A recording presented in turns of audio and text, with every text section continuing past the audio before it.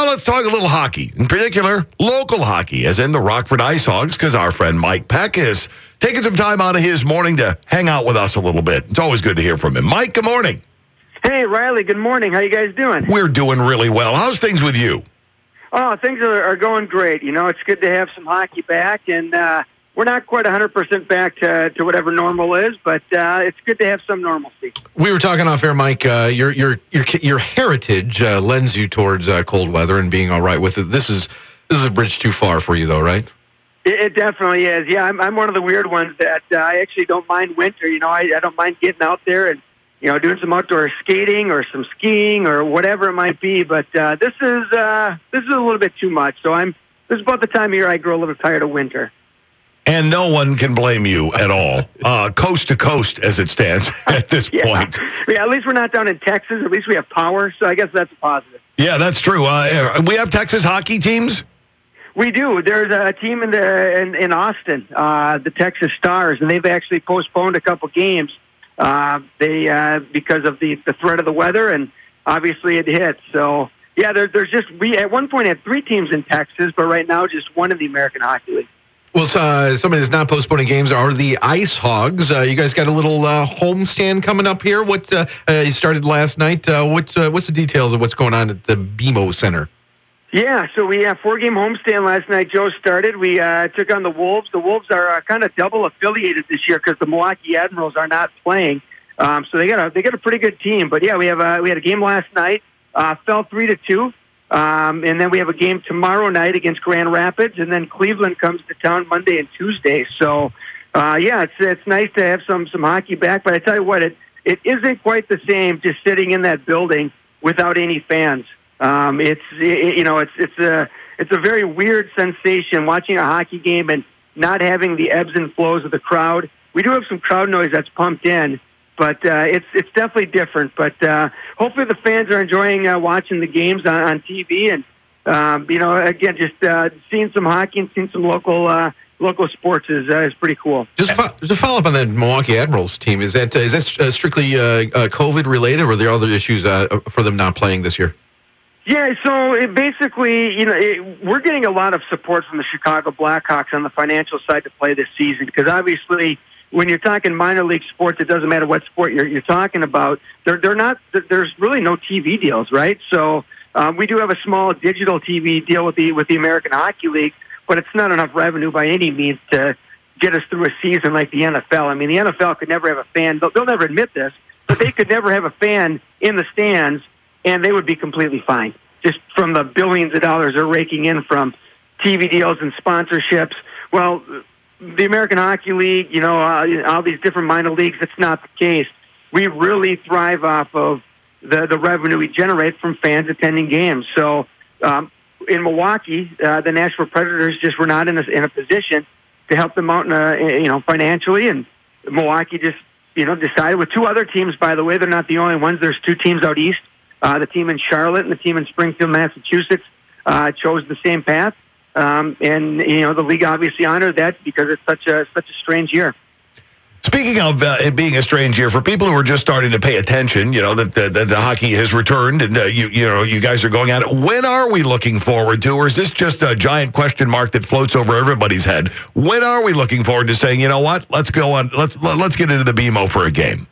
It's a big giant question mark, and you'll probably know before we do. To be honest with you, Riley, just we're taking cues from the state government, from the health department, and we've received no indication on when we're going to be allowed to have fans in the building. So my assumption is going to be it's probably going to be next fall, but we're hopeful that it's going to be sometime this season. So it is a big question mark, and we're trying to make the best of it. Just trying to be as interactive as possible with our fans through our mobile app and our television broadcast, whatever it might be. We're just trying to, the one good thing we've really gotten out of this, guys, is you really got to think outside the box, how to keep engaged with your audience. And we've definitely tried to do that. And I think in a lot of ways we've succeeded.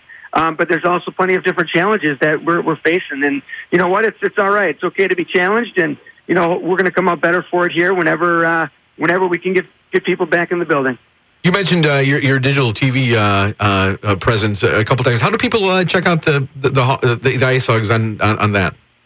Yeah, it's ahltv.com, and there's a small fee to subscribe. I think it's like $40 for the entire year to watch every single game. Obviously, that's prorated from a normal year because we're playing we're up to 33 games. We were only going to play 30 games. That's a different story. We can talk about that in a second. But yeah, basically, you go on ahltv.com. You open up a free account, basically, but then you do have to subscribe, and you can watch every game on your smart TV or your mobile device, whatever it might be on your tablet. And it's pretty cool. It's something the league started a couple years back, and it's been pretty successful. All right, I'll feed your tease here. How did we get the extra 3 games? Yeah, so we've had more game changes than we've had actual games to this point, believe it or not. So the first weekend against the Cleveland Monsters, what was the last week? 2 weekends ago, we had to postpone those games because the Monsters they had a COVID outbreak, and they over kind of the threshold of number of players and staff that had it, which I believe is 5 or 6. So the league just said, okay, you guys have to shut down for a while, and they did. Well, our game on Saturday against Cleveland was rescheduled to the Chicago Wolves. And then I guess the hockey guys got talking and said, you know what, let's schedule a couple more games and get games in while we can. So we ended up with 3 extra games because the 2 Cleveland games got rescheduled to Monday and Tuesday. So our 30-game schedule all of a sudden now is 33 games. So if you followed all that, we're playing more games than we originally announced. I guess it's bonus hockey. Well, yeah, look at it that way. It's bonus hockey. What's travel like for you guys now? Players traveling independently? Are you guys all taking a bus? How you guys getting places?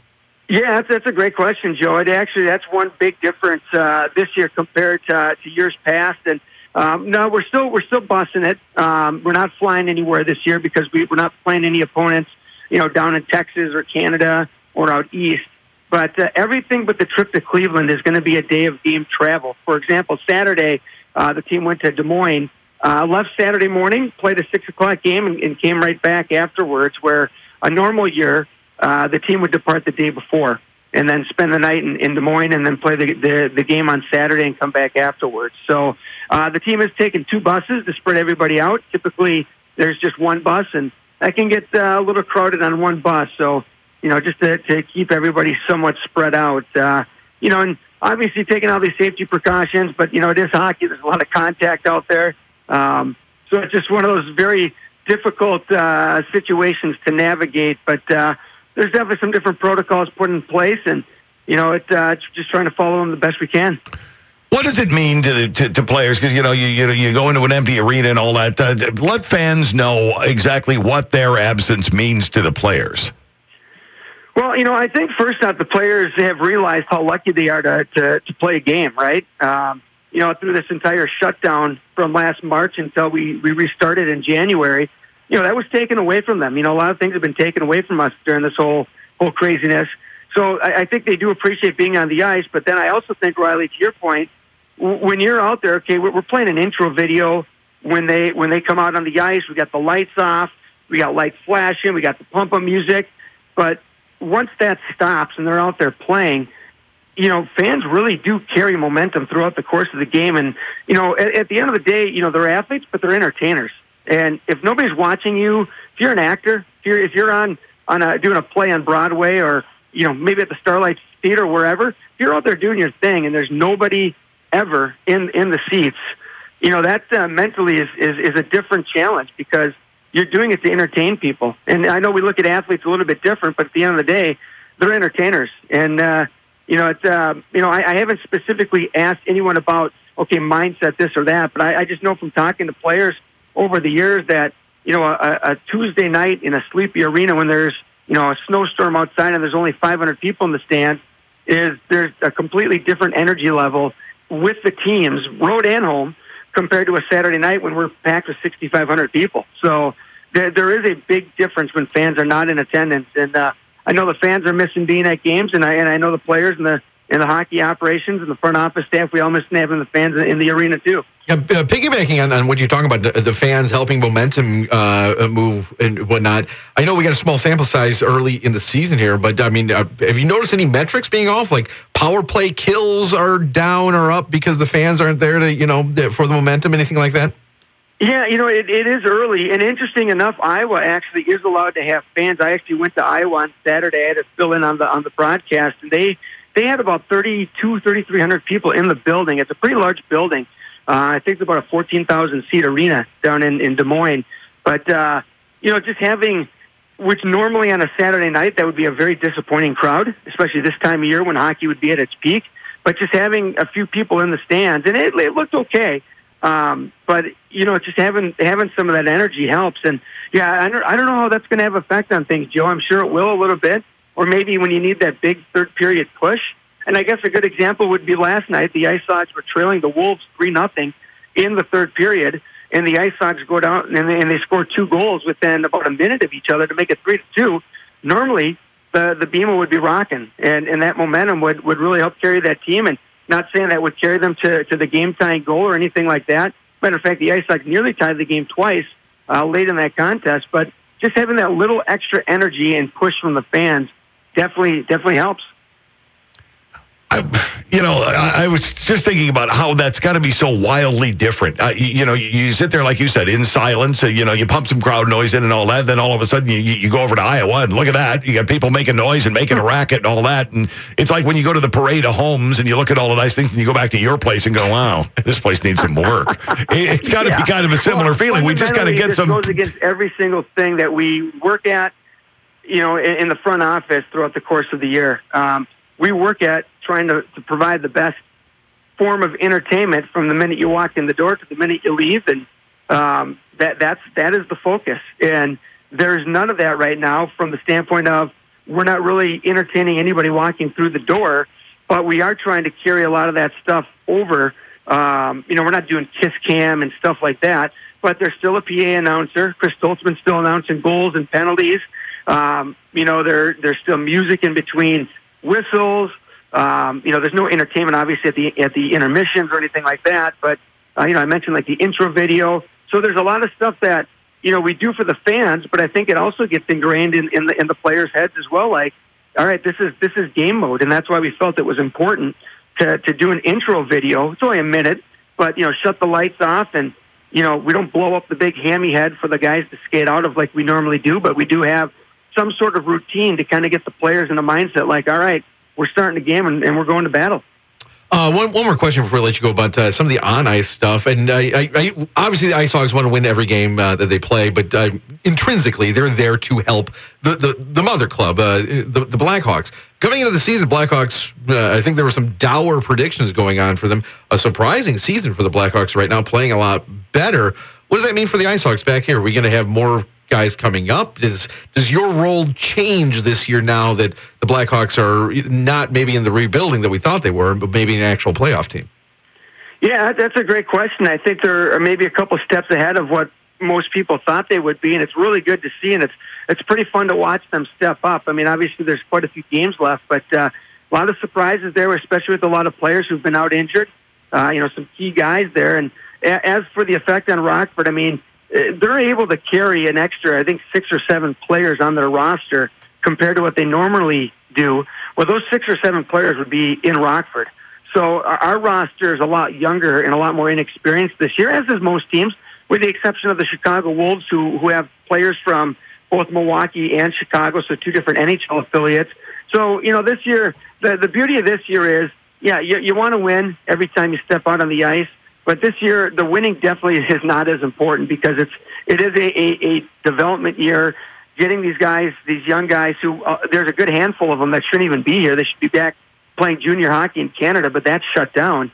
But it is about development and getting these guys ready for the next level. And it's also a great experience for the guys in Chicago, whether they're on that taxi squad that's kind of their practice team up there, or the guys that are in and out of the lineup that would normally be in Rockford. That's a great experience for them as well, even if they're back in Rockford next year. So, for the Hawks that are in a bit of a rebuild mode, I mean, to play some meaningful games in a hockey season, winning is the best development. And if they can win some games and get into the postseason, that'll go a long ways in this rebuild process up there.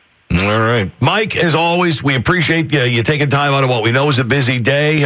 We miss going down to the BMO to catch Ice Hogs games, but hopefully sooner rather than later we'll be doing that again. But yeah, pay attention. Catch them on TV. Make sure you follow them on Twitter. They do a great job of keeping you updated on everything that's going on in Ice Hog Central. Mike, again, thanks for your time. Have a great rest of your day.